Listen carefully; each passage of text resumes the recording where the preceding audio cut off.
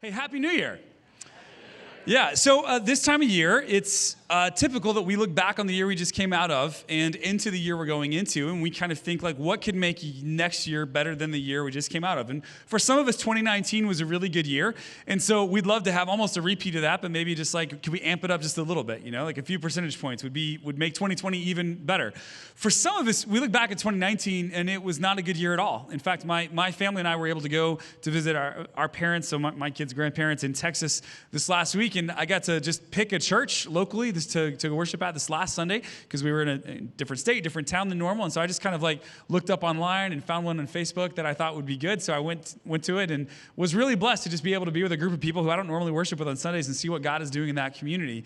One of the things I really enjoyed about that morning is one of their worship leaders got up and said, hey, we're going to sing a song now. And it was a song that we sing here at Inland Hills called Raise a Hallelujah. And he said, this song's been really meaningful to me this year. And then he paused, and you could tell he was probably about to go off script. And he said, guys, can I just be honest? Like, 2019 was a crappy year for me and my family. It was just crappy. And there were times when I just needed to be reminded that God is in control, and God is going to come alongside of me and can help me get through even the difficulty of this year. And then we sang that song together, and there was a special fervor, I think, amongst the people singing it, because we recognize, like, there's a lot of people, many of you this morning as you came in here may have been dragging a rough 2019 with you as you're looking forward to a new year. So we all hope that 2020 is good. And because we hope it's good, a lot of times this time of year we make New Year's resolutions. Here's the great news about New Year's resolutions. Depending on which survey you look at and how they tabulated the data, if you make a New Year's resolution, somewhere between 60 and 93% of us will have failed that by Valentine's Day. Doesn't that feel good? It feels so good to know. And here's the other thing, like, you do that enough times and you start to doubt that you can actually pull off a new routine, a new habit, or some kind of improvement about yourself. And here's the other thing. If it were just New Year's resolutions, that would be one thing, but in fact, what we recognize as we get older and we start to get to know people who we admire better, we realize the reason that they are the people they are is because of the habits they've put in their lives, the consistent things that they've done over and over and over again as they've lived. And so we start to recognize if we want to transform ourselves to become more and more like Jesus, if you're a Christian, or maybe every week we have a few people here who aren't sure where they are with faith, even if you just want to be a better version of yourself, if we don't put habits and routines in place, if we're not intentional about how we spend our time and what we're working toward, we actually won't transform. That's why we wanted to start this year off with a series called Life Hacks, the Power of Habits. This week and for the next 3 weeks, I want us as a church to be thinking through what it looks like to actually be changing and transforming as people. And again, I have in mind two audiences. One would be Christ followers, people who have decided that Jesus is the Son of God, that he gave his life for us, that he raised from the dead for us, and that we can now have right relationship with him, and that he's calling us to a very particular kind of life. But I also know that every week we have people here who aren't sure where they are with faith, and my encouragement to you is that we love that you're here. Like, we're honored and blessed that you're here. And we're a community of people who believe that if we follow after Jesus, he will make our lives better, and he'll make us better at life. And so my encouragement to you would be, if you're not sure where you are with faith, like, over the next several weeks, maybe do a few things that we're talking about here. Maybe try a few things that Jesus gave us some great instructions for. See how it works out for you. Test this faith. See if Jesus might be worth following. We're convinced that he is, but you may not be. And my hope is that you would maybe join us in testing that out over the next few weeks. So that's who we're gearing it toward. And over the next few weeks, we're going to be looking at some very practical ways to change and transform our lives. My hope is that at the end of this series, you will be equipped. You will have the tools you need to be a different person by the end of this year if you really practice what we're talking about. So we're going to look at some kind of teachings of Jesus that this is grounded in. We're also going to look, like, I'm going to go practical enough to, in the coming weeks, we'll look at different software you can use and different ways you can schedule these things. I want you to have the tools that you need to have if you're a follower of Jesus to become more like Christ, and if you're not, to at least improve yourself in ways that you feel like are meaningful to you. So, a couple of books that we're going to be using as resources. So if you're the kind of person who likes to read, or if you're the kind of person who likes to buy books and not read them, these are some that you can spend money on. So The Compound Effect is by Darren Hardy. It's a short book and a really quick read. And so this is the book. My oldest son right now is 6 years old. When he's 13 or 14, I will give him a copy of this book. We will read through it together. I want him to have this like very early on in life so that he can understand. Darren Hardy essentially says that there's a compound effect in the habits that you have right now, the good ones and the bad ones. The good habits will compound that over time you will be an exponentially better, whatever you're setting your mind to, better person, better follower of Jesus, better person with your finances. It compounds over time. Or the bad habits you have also have a compounding effect over time. So this is just a fantastic book. If you only read one that I'm giving you, this is probably the one I would recommend because I think you'll actually get through it. It's very short. The next one by Wendy Wood. This is fairly new. She uses a lot of data and statistics. I just knocked this one out a week or two ago. So this one's new for me, but I really liked it a lot. Good Habits, Bad Habits by Wendy Wood. Another one, which just highly, highly recommended, James Clear, Atomic Habits. And I was introduced to this one through a podcast I listened to by a pastor named Craig Groeschel. And he's a pastor at Life Church, which is a church we have just a ton of admiration for here. They're in Oklahoma. And a series he did where he used Atomic Habits as one of his source material books was called Habits. And so I'll be using this series as well. If you hear some things in these messages that kind of remind you of some of those books or this series here by Craig Groeschel, that's intentional. I use those as resources, and we just want to give credit where credit is due and some sources for you to go and find out even more about this if you'd like to. What you'll learn as you get older is that the people who you look up to and admire at some point in their life started exercising major consistency in some of the habits that they had to become the person who they are. So when I was 18 years old, I went to college. And I decided to take an Old Testament class because I thought it would be easy. It was a class about Genesis to Malachi. And I thought, hey, I'm 18. I know most things that I need to know, probably for the rest of my life. And I've been to Sunday school my whole life. I've been to church, and I've heard a lot of sermons. What can these people possibly teach me about the Old Testament that I don't already know? Easy A. So I went and took the class. And the very first day, the professor, knowing that some of us would probably walk in with that attitude, just pulled out a few things that we might not be familiar with out of the first few chapters of Genesis, the very first book in the Old Testament. And so the thing that was most memorable for me is he had us turn to Genesis chapter 6. And in Genesis chapter 6, it's the story of Noah and the ark and the flood. That's where it starts. It goes 6, 7, and 8. And so we started looking through the very beginning of it. And it says that God was disappointed that he had made human beings because he saw that every inclination of the heart of mankind was evil. And so it's just a big disappointment to God of the way humans have decided to go. But he's going to pull Noah out and use him to hopefully redeem and restore humanity. But right before that, it says that in that day, the sons of God were intermarrying with the daughters of man. It's just almost like a throwaway line that doesn't seem to mean much. I had read it before. I just hadn't thought anything of it. And so he wanted to focus in on that line because it was the original Hebrew there, and most of the Old Testament's written in Hebrew, a portion of it in Aramaic. He said, anytime we see sons of God in the Old Testament, it's always referring to angelic beings who live in the heavenly realms. And anytime we see daughters of man, it's always referring to human beings, like human women. He said, so there's a number of theories around this passage, but one of the most prominent one is that what was happening was you had angelic beings choosing to forsake heaven to come to the physical realm of earth and intermarry with human beings. What? Angels are having sex with humans? They never taught me that in Sunday school. Not once. That's what some people think is happening here. And I just realized, there's a whole world of information here that I don't know. And whether that's the right interpretation or not, I didn't know, and still to this day don't. And I've read a lot about it at this point, but it's just fascinating and interesting. And so I just went up to him after class and was like, so how do you find stuff like that? I've never heard that in my life, and I certainly couldn't have pulled it out of the text because it was referring to patterns in Hebrew that I couldn't know. And so he told me about different language tools that you can use and commentaries that you can read and different books that you can go pull on to find people who've studied this kind of thing, the archaeological information in the original languages their entire lives.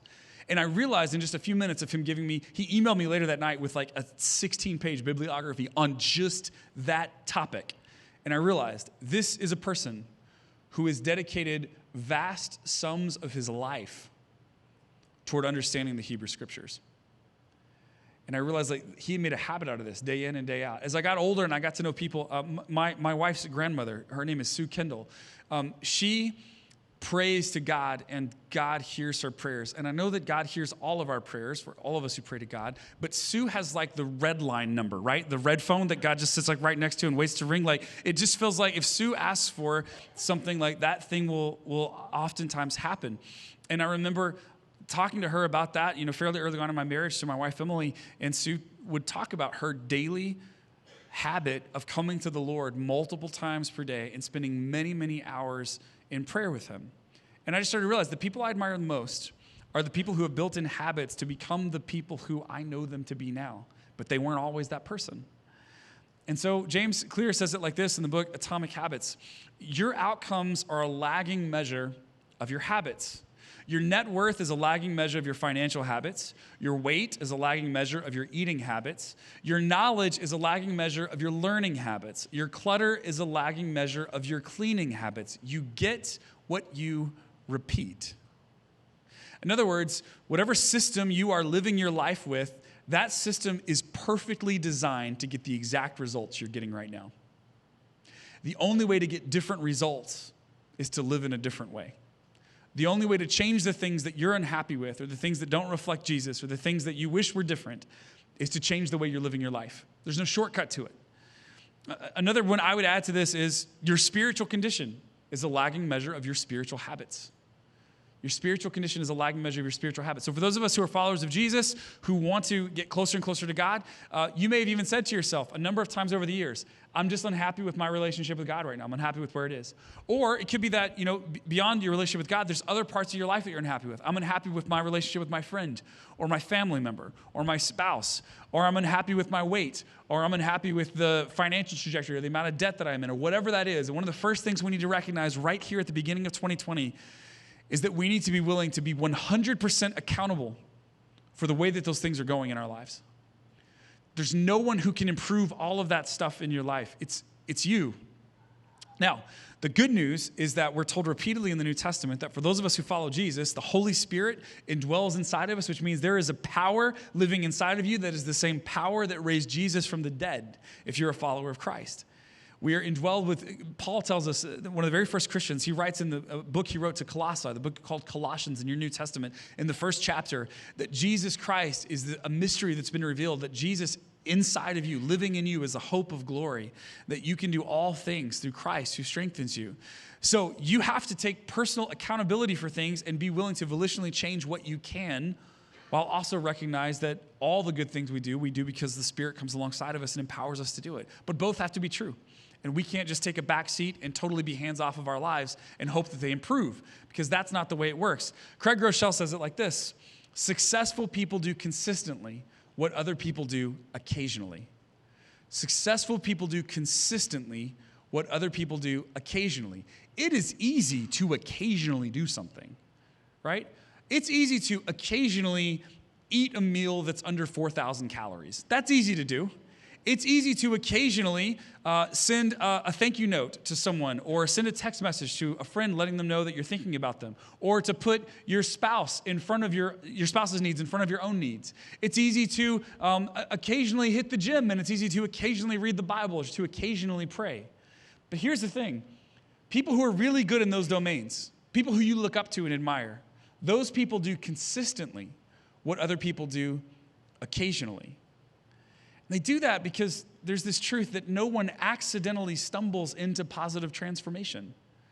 That's not how it works. Now, you can stumble into decay. You can absolutely stumble into a life that's decaying. It doesn't take much for you to start to gain weight, or for you to rack up the credit card debt, or for your relationships with other people start falling apart, or for you to feel spiritually empty and dry inside. All you have to do is play Fortnite 24 hours a day, and that'll basically take care of it, right? That is really easy to do. It's easy to stumble into decay. No one accidentally stumbles into positive transformation. Like, if you've ever seen someone who is just like totally physically ripped, like just huge, massive biceps or a big six pack, and you would ask them, like, how did you get in such great shape? None of them are like, whoa, look at that. I didn't even know that was there. Whoa, I don't even know how that happened. It's crazy. Like, everyone understands, like, no. There was intentionality behind that. There was effort that was put into that. There were habits that were created and lived into day after day after day. Now, why is this important? Well, I think for most of us, we want to be better than who we are. So even if you're not a Christian, you're not a follower of Jesus, you probably can imagine what a better version of yourself would look like. And you probably want that. But if you're a follower of Jesus, I'm going to say that continuing to become more like Jesus today than you were yesterday, and more like him tomorrow than you are today, that's not optional. Christ calls us to that. And so putting in habits in order to continue to be transformed, to become more and more like Christ, like that is part of the call of every follower of Jesus. So Jesus says this in Matthew 16. Jesus said to his disciples, "Whoever wants to be my disciple must deny themselves and take up their cross and follow me." My dad said when he was a kid, he used to imagine like a little cross with like a little handle on it, like a briefcase almost, and a businessman dressed up in a suit and tie, like going out the door in the morning and just picking up that cross by the handle and just walking out, picking up your cross and following Jesus. But as he got older, he realized that the crosses weren't meant to be carried. Crosses were meant to die on. In the first century, people were crucified, killed, murdered by the use of the cross. So what Jesus is saying here to his first century listeners is that if you want to follow after me, if you want to be my disciple, you have to deny your former self, that person who you were, and you have to be willing to die, to take up that cross, to kill that old self on the cross in order to follow after me. The Apostle Paul says, "I've been crucified with Christ, nevertheless I live." In other words, those old habits, that old self, that old greed and selfishness, and that stuff that made up who I was, that has to be left behind bit by bit, inch by inch. I have to leave that in my rearview mirror.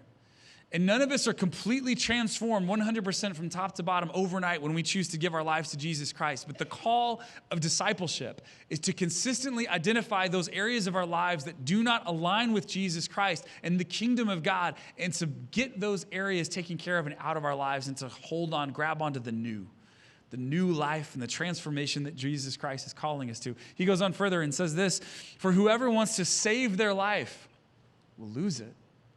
But whoever loses their life for me will find it." Let the old life go in order to embrace the new. And again, if you're a follower of Jesus, this is what it means. It's not optional. It's not optional. The other thing that's fascinating to me about Jesus is that he lived this out. Jesus consistently did healthy things in his life in order that his ministry could flourish, in order that he was single-minded about his mission in order to save humanity. He was single-minded about it. But he also had to put in routines and habits even as he dwelled in human flesh on this earth. And following after that and seeing some of what he did might be helpful for us. So I thought we could start there for this series, just to get an idea of what that looked like for Jesus. And it looks surprising. These are passages that some of you, if you've been around church for a while, you may have read before. I had read them many times before, but a few years ago, for some reason, this came out afresh for me in ways it hadn't before, and I realized the full implications of it, and it was almost stunning and shocking to me. So this is out of Luke chapter 5, and it says this: "Yet the news about him," so this is about Jesus, the news about Jesus, "spread all the more, so that crowds of people came to hear him and to be healed of their sickness." So just to set the scene for you to understand, Jesus in the first century Palestinian area, and news about what he's doing in the world is spreading out. People are hearing about it. So he's healing people. He's casting out demons. He is teaching people about God in ways that they have never heard it before. And so imagine that you have a sickness or an illness that they've identified but that they can't heal, and then you hear about this Jesus, that he might be able to heal you. So people were flocking to Jesus in the thousands in order that he might heal them and therefore save them, because they thought of their salvation as mostly physical, until he told them there's actually something more about you than just your physical condition. There's a spiritual aspect, component of who you are that can't be separated from the rest of you, and that needs saving as well. So people are coming to him by the thousands, and he's healing them of their sickness. And check out the next verse. "But Jesus often withdrew to lonely places and prayed." Now, we'll look at another example of this in just a moment. There are a number of places in the gospel accounts of the life of Jesus, Matthew, Mark, Luke, and John, where people are lined up to be healed by Jesus, and at some point, Jesus stops healing people and leaves. In other words, there's a line of people who came desperately wanting to be healed, and at some point in the day, Jesus looks at the next person in line and says, "Not you." Can you imagine that? Like, we get bent out of shape if we stand in line for 20 minutes for a roller coaster and it closes down, right? I mean, it's just like, what? I can't be the last person. I've been standing here for 20 minutes. I paid $50 for this ticket. Or if you went to Disneyland, I paid $100,000 for this ticket. I need to get on this ride right now. And we just get indignant about it. So imagine living in the first century and being diagnosed with something that is incurable. They have no idea how to help you. Imagine, in fact, a physical ailment, maybe it's leprosy, is to such a degree that other people are so afraid to catch what you have that most people cast you out of society and won't even spend any time with you. Maybe you only have a handful of family members or friends who are willing to even spend time with you. And then you hear, miracle of miracles, that there is a man who other people with the same affliction that you've had have visited, and he has healed them. And then you go to this person because you are so excited about this possibility. You travel miles to get there, and you find that there are thousands of other people lined up, and you wait hour after hour after hour to come see him. And the longer you wait, the closer to the front of the line you get, the more you can hear people being healed, and you can hear them exploding with joy and laughter and tears, and you see family members hugging each other and leaving so excited about the healing that this Jesus just did. And now imagine you finally, after many hours, get to the front of that line, and you have a front row seat to see the person in front of you completely get healed, and you are so excited. Hope is welling up inside of you in a way it never has before, and you're about to take your first step toward Jesus for you to experience that same healing, and Jesus says, no.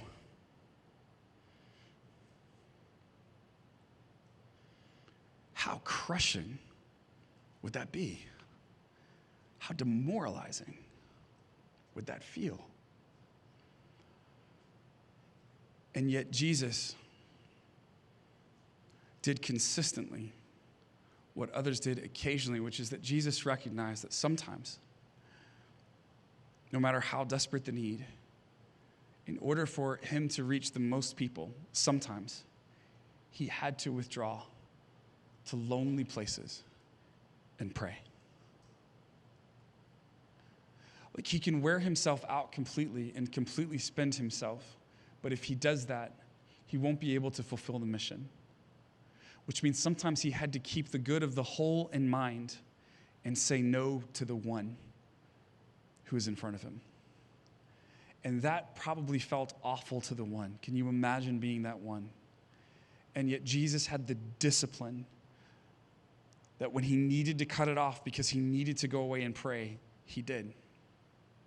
We see similarly in Mark, like I said, it wasn't an isolated incident. Mark chapter 4, that day when evening came, he said to his disciples, let us go over to the other side. Now, he's just fed over 5,000 people. At this point, like loaves and fishes, and he's just fed over 5,000 people. They've seen him do this miracle. They are excited to hear more. Leaving the crowd behind, they took him along just as he was in the boat. He actually goes into the boat, and he goes and sleeps. He sleeps in the bottom of the boat. And actually, they get out on the sea, and a storm arises, and the disciples are freaking out, and Jesus comes up, and he calms the storm. He's probably like, do I have to do everything around here? And then he goes back down, and he goes back to sleep. Why? Because if he's going to bless the whole world, he's going to need to be consistent about his prayer life. And if he's going to have the energy to continue to reach people, he's going to have to be consistent about his rest.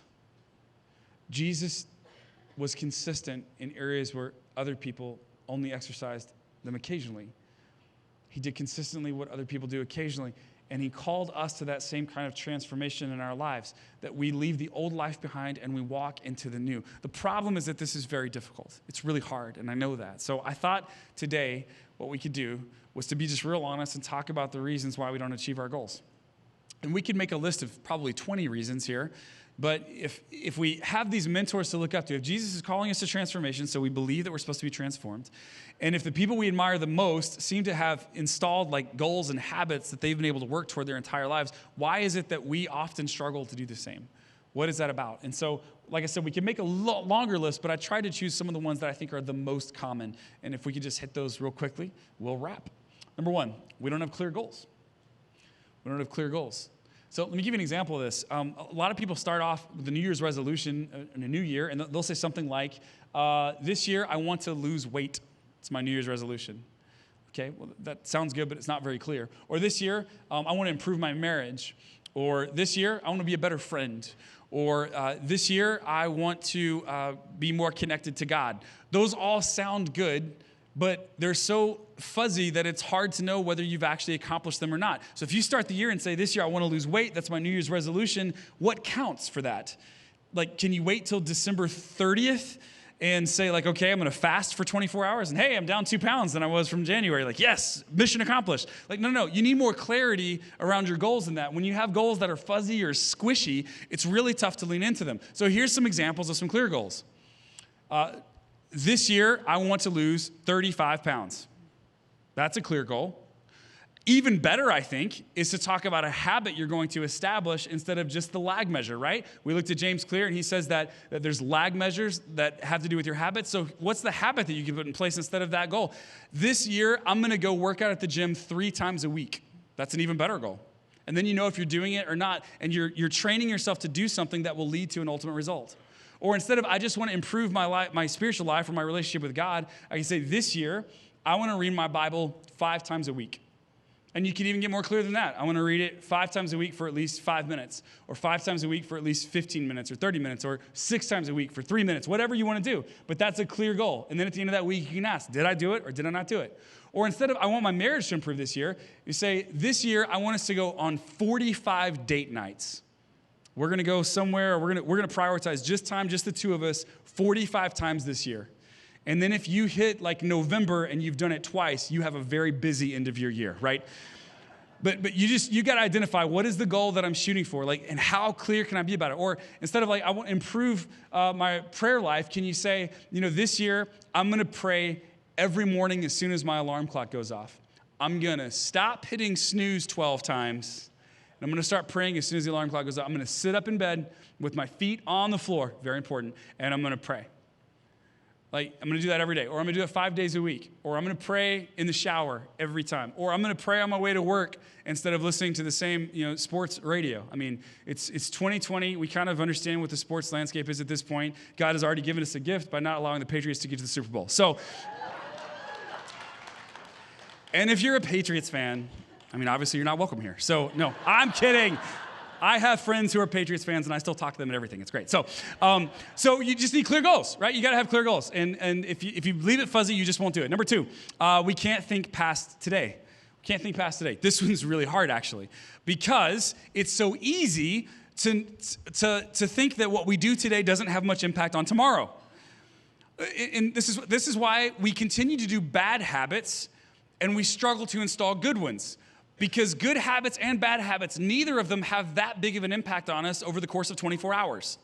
So for instance, if I go work out for 60 minutes today of high intensity interval training and I sweat my head off and I burn 1,000 calories, then for all that work, I will wake up tomorrow morning and look pretty much exactly the same, right? Except my legs will be sore and I'll walk like this to the breakfast table. Like that's how that goes. However, if I eat an entire large pepperoni pizza by myself today, I will also wake up tomorrow and look pretty much the same. And so because of that, I get the immediate gratification from I got to eat a lot of pizza. That feels good. It tastes delicious. I love that. And then the next day, it feels like it didn't really have any impact. Whereas I almost murdered myself on a treadmill that one day, right? And then the next day, I just felt sore and tired and I looked the same. So you see how that repetition over time, it trains our brain to think that the bad habit doesn't have much of a negative impact and the good habit doesn't have a good enough impact for me to actually pursue it. But the truth is, all of those habits have a compounding effect. If I eat a large pepperoni pizza by myself 8 times a month or a week, it may not be much different tomorrow, but it will be in a few months. Also, if I go to the gym 3 times a week for 2 months, 3 months, 6 months, it will have a compounding effect. I will start to be a different person. If I start to pray regularly, if I were to set a goal this year, I want to pray 5 days a week. So I want to pray 300 times a year. I want to pray 300 times this year. If I prayed 300 days this year and last year I prayed 5, I promise you that will have a huge compounding effect. You won't feel it the first week, maybe the second, the third, or the fourth, but you will feel it at some point because that changes things. So we can't think past today. It's a real struggle. It's why bad habits get ingrained and good habits are hard to pick up. Number 3, we do too much at once. Like if you were to make a list, if I were to have you make a list of the good habits that you'd like to install in your life, and by the way, we're not doing that this week. We're specifically not doing that this week. Then you could probably name 17 things you wish you were doing better or that you wish you could pick up or more, 20, 30, 40.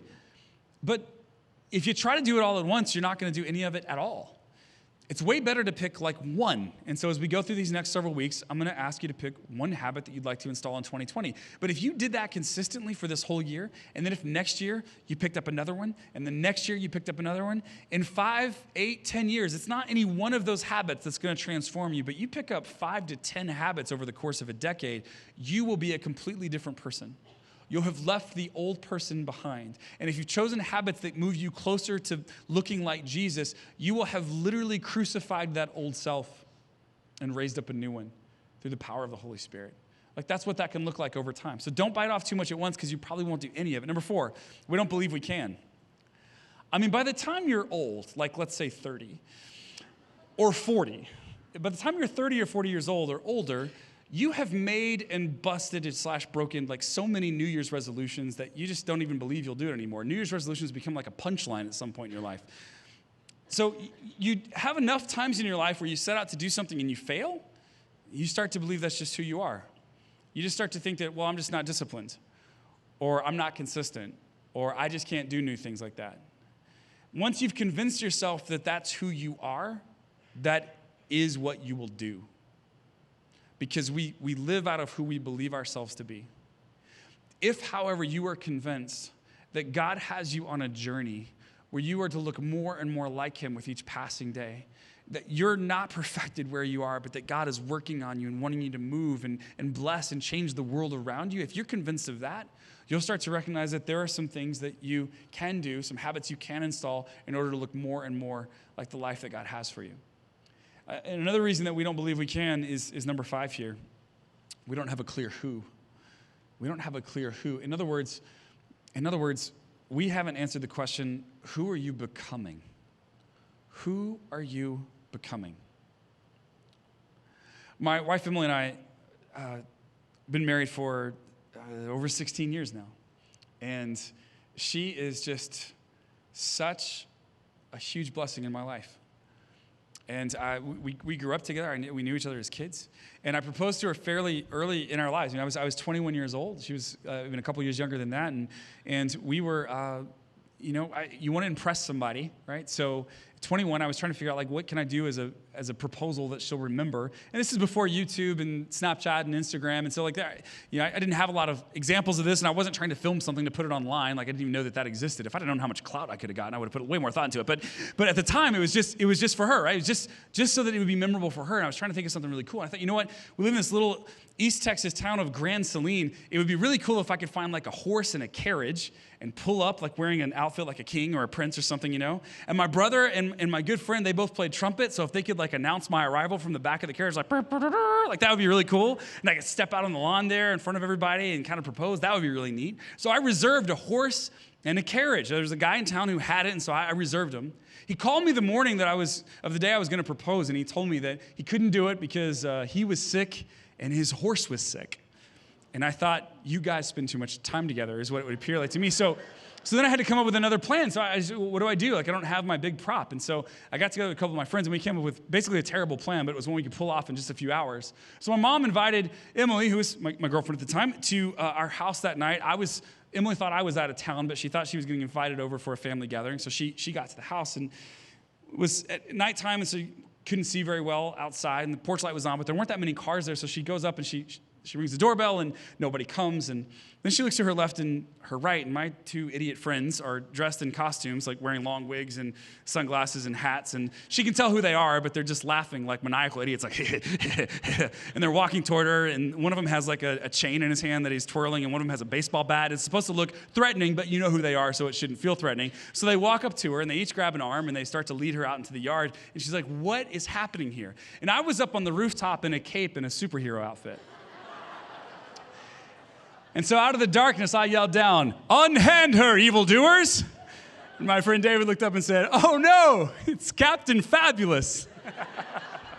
And I said, yes, Captain Fabulous, able to leap tall children in a single bound. And I jumped off the roof. Now, we had practiced that earlier that day because the roof was about 12 feet high, which doesn't seem that high when you're on the ground, but seems much higher when you're on the roof. And so I'd gone up earlier that day, and I said, guys, that feels like a long ways. I don't know if I can do it. My friend David said, no. If you just tuck and roll as soon as you hit the ground, you should be fine. And I said, like, have you done this before? And he said, no, I saw it on MacGyver. And so I said, well, MacGyver knows best. So I jumped off, I tucked and I rolled, and it worked. MacGyver really did know best. The problem is I didn't practice it in the cape. And that night when I jumped off, I landed on my cape. So when I tried to tuck and roll, I just choked on my own cape. And so my legs were hurting, and I couldn't breathe very well. And so we had this choreographed fight, and finally they ran off into the woods after I beat them.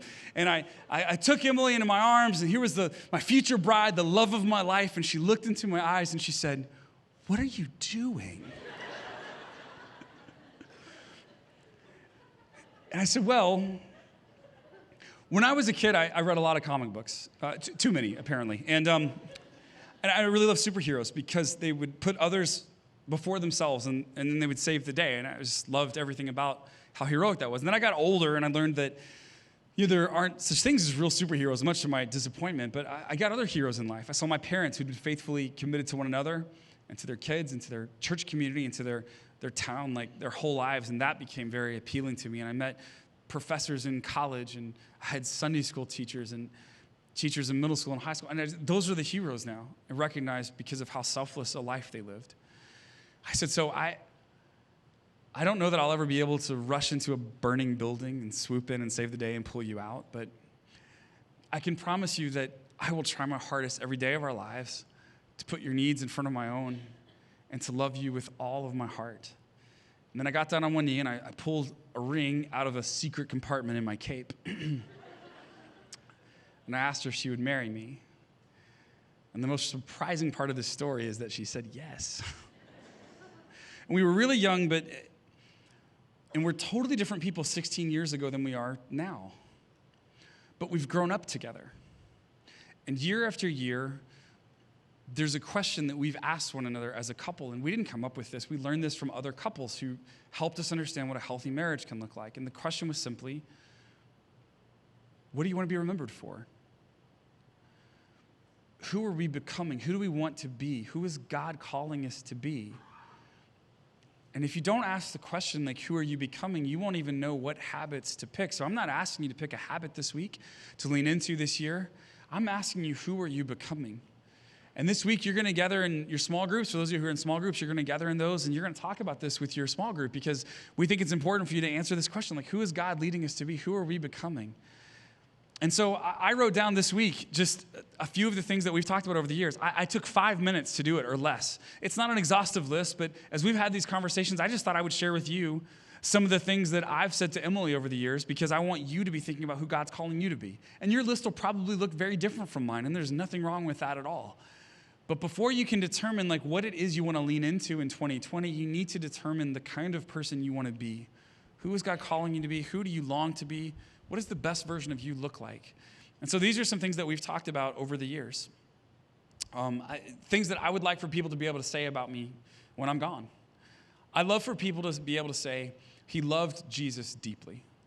He loved Jesus deeply. Because I do. And I want to live my life in such a way that it's obvious to those, even those who don't know me very well, that I love Jesus deeply. Like that's been my number one, and it's been my number one for probably 13, 14 years now. Just that would be critical for me. I want people to be able to say he adored his wife because I do. And someone pointed out first hour that I don't have my wedding ring on today, and that's because I lose everything. And so it's in the house somewhere probably. And it's about the 5th one I have. I now buy about $15 wedding rings because I know I'm going to have it for 3 years, and then I'm going to go get a new one because I'm going to leave it somewhere. And it has nothing to do with how much I love my wife. She's fantastic. You know, my phone will buzz if I buzz it from my watch. I just need a ring with a buzzer. It's fine. So I would love for people to be able to say he was a wonderful father, that he both loved his children for who they were and pushed them to be better. Because I think that's what Jesus has done for me. I think Jesus loves me exactly as I am. And when I first came to him, he loved me with all my baggage and all the problems I had, and he still loves me with all the problems I have. But Jesus loves me so much, he doesn't want me to stay where I am. He wants me to keep getting better, and I want to do that for my kids. I love them exactly where they are, and there's nothing they can do that will make me not love them anymore. But I want to push them to be better because I believe in them, and I know they can be. I would love for them to be able to say he was a devoted pastor who loved his community, his staff, and his congregation. It is one of the greatest privileges of my life to be the lead pastor of Inland Hills Church, and I hope that after I'm gone, people will be able to say, like, he stewarded that well. He loved that community. We knew that he cared about us and loved this staff and loved this place and loved the town that he lived in. I would love for people to be able to say he invested deeply in others, passing on what has been passed to him. I mean, the only reason I am where I am today is because others have invested in me. And I want to keep investing in others to pass on what's been passed to me. I would love for people to be able to say he was generous with his time, with his money, and with his knowledge. Becoming a more generous person has been one of the biggest changes that God has made in my life in the last 10 years. I mean, one of the reasons every week we give people an opportunity to be generous with their finances here is because we want people to learn to be generous people. It's not about filling up our coffers or money. Like, I don't work on commission here. That's not how this works. But Jesus calls us to generosity. And so I have never seen a generous church led by an ungenerous pastor. If I want generosity for you, I've got to be generous myself. And so that's something that my wife and I have been committed to for years now, is being generous with our time and generous with our money and generous with our knowledge. And I long for that for you because I've seen how remarkable it can be when you start turning those areas of your life over to God. Finally, I would just love for people to be able to say he was a faithful servant, stewarding well what had been given to him. And we've all been given something, and I just want to be a great steward of it. I would hope that after this life is over, that Jesus is able to look at me and say, well done, good and faithful servant. If those things were true, that would be a life well lived. And so each year when I start thinking about what else I need to implement into my life as a habit, I come back to this question: who are you becoming? And my hope is this week you'll take 5 minutes or 10 minutes or 15 minutes to just jot down some bullet points. What do you wish people would say about you when you're gone? Because for those of us who follow Jesus, this is what I know. Truly God-honoring people do consistently what other people do occasionally. We're at the very start of a new year. For many of us, we failed over and over at New Year's resolutions. It's really not about a New Year's resolution. It's about who God is calling you to be. This week, prayerfully consider who it is you wish you were. And then over the next 3 weeks, come back, because we're going to talk about what it looks like to get from where we are to where God is calling us to be. Would you pray with me? Heavenly Father, thanks for the time together today. Lord, thank you for each and every person within the sound of my voice, in the main, in the studio, watching this online, Lord. I just pray, God, that you would give us the confidence this year to really step into and believe that you want more for us than what we're currently experiencing of life. Lord, that you want us to be more generous, that you want us to have better relationships, that you want us to be more prayerful, more God-honoring. God, would you give us this week a sense of who you're calling us to be, Father, because once we get that finalized, we will understand what it is we should do. And so, Lord, help us to be before we do. Help us understand who we are supposed to be working toward before we actually start the work. And Father, may we have confidence in your ability to come alongside of us and to lead us in walking in that direction. It's in Jesus' name I pray. Amen.